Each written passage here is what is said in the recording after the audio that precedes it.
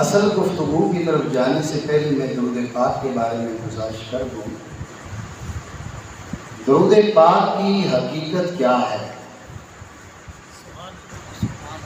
حضور رحمت عالم صلی اللہ تعالیٰ علیہ وآلہ وسلم کو نہ ہمارے درود پاک کی ضرورت اور نہ اس درود پاک کے ذریعے حضور کے درجات میں کچھ بلندی، ان کی عزتیں عظمتیں ہر پل بڑھ رہی ہیں۔ اور آپ غور کریں، اللہ رب العالمین نے جب ہمیں درود پاک کا حکم دیا تو اس پل کیا فرمایا؟ فرمایا میں اور میرے فرشتے تو بھیج رہے ہیں، تو جب بھیج رہے ہیں تو ہم کیا فرشتوں سے بڑھ کے بھیج لیں گے؟ اور بالفرض ہم فرشتوں سے بڑھ کے بھی بھیج رہے ہیں تو ذات خداوندی کا مقابلہ تو کوئی نہیں کر سکتا۔ یا اللہ فرشتے بھیج رہے ہیں، تو بھیج رہا ہے، ہم بھیج کے کیا کریں گے؟ یہ ہر ہوش مند کے ذہن میں سوال آتا ہے کہ اللہ کہہ رہا ہے میں بھیج رہا ہوں، فرشتے بھیج رہے ہیں، تم بھی بھیجو۔ یا اللہ فرشتے بھیج رہے ہیں، کوئی کمی ہے؟ اور بالفرض فرشتوں کے بھیجنے میں کوئی کمی ہو تو جب تو بھیج رہا ہے تو کون سی کمی ہے؟ ہمیں بھیجنے کی کون سی ضرورت ہے؟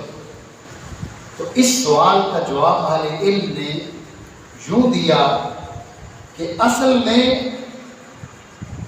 درود پاک نور کی کرنیں ہیں، درود پاک نور کی شعائیں ہیں۔ ذات مصطفیٰ ایک آئینہ ہے، اس ذات کو درود کی کوئی ضرورت نہیں ہے، اس لیے کہ اس ذات کا رب اس ذات پہ ہر لمحہ ہر لحظہ رحمتوں کی بارش برسا رہا ہے۔ تو پھر ہم درود کیوں بھیجیں؟ ہم اس لیے بھیجیں کہ یہ درود نور کی کرنیں اور نور کی شعائیں ہیں۔ ذات مصطفیٰ ایک آئینہ ہے۔ رب جانتا تھا، جانتا ہے کہ میرے حبیب کے امتی اپنے کردار کی وجہ سے تاریکیوں میں جا کے پڑیں گے، اندھیروں کا شکار ہو جائیں گے، ان کے اعمال اتنے خراب ہو جائیں گے کہ وہ لوگ اندھیروں کی گپ اندھیروں میں چلے جائیں گے۔ اب ان گپ اندھیروں میں سے ان کو کیسے نکالا جائے؟ وہ کیسے نکلیں گے؟ اللہ رب العالمین نے فرمایا کہ تمہارا کردار کچھ بھی ہے، تم میرے حبیب پر درود بھیجو، یعنی نور کی کرنیں بھیجو، نور کی شعائیں بھیجو۔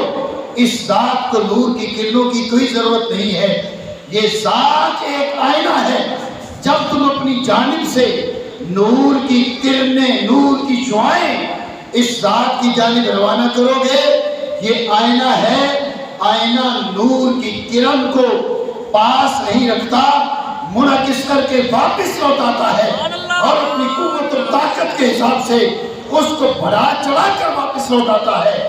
تم نور کی کرن اپنی اوقات، اپنی حیثیت، اپنی طاقت، اپنی قدرت کے مطابق اس آئینے کی جانب بھیجو گے، یہ آئینہ اپنے اجلے پر، اپنی شفافیت اور اپنی قوت، اپنی طاقت کے مطابق یہ اس کرن کو واپس لوٹائے گا۔ جب وہ کرن واپس تمہارے پاس آئے گی تو تمہارے اعمال کی وجہ سے جس تاریکی کا تم شکار ہو چکے تھے، یہ کرن تمہیں اس تاریکی سے نکال کے روشنی میں لے آئے گی۔